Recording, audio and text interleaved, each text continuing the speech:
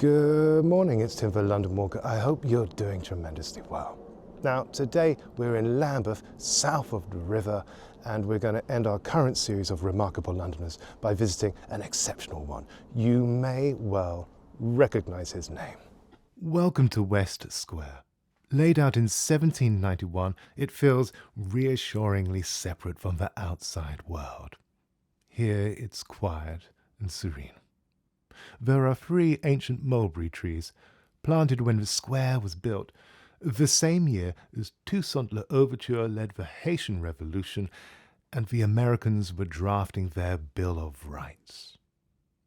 The long, heavy branches are now carefully supported, and we can appreciate their age. And over here, on one side, is number 39. After his birth in 1889, and for a few years, this was the first home of Charlie Chaplin. He would later write, "West Square is as far back as I can remember. Somewhere around the age of 3, moderately comfortable, we lived in furnished rooms. Moderately comfortable, secure, happy. These were the good years, and they wouldn't last." His parents were moderately famous, both successful entertainers in the Victorian music halls. It's almost certain that's where Charlie found his gift. But things went wrong and his childhood unravelled. His father had a profound drinking problem, was frequently absent and died young. His mother, finding the pressure of supporting 2 children whilst still trying to work, fell into mental illness and was taken into an asylum. Father dead by the time he was 12, mother institutionalized by the time he was 16.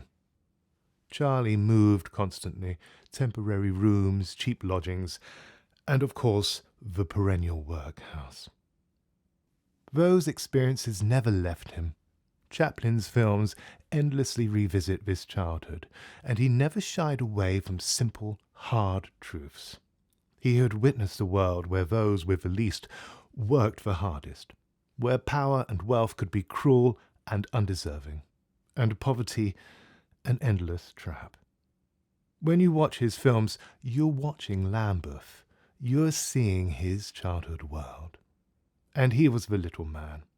The worn shoes, the walking cane, and bowler hat, refusing to be crushed by the modern world. That character, celebrated the world over, was born on these streets. Within a few years of those Lambeth workhouses, the little boy who had lived here at number 39 had become one of the most famous men in the world. It all began here, in this quiet square, among the mulberry trees, when he was simply Charlie, a little boy from West Square.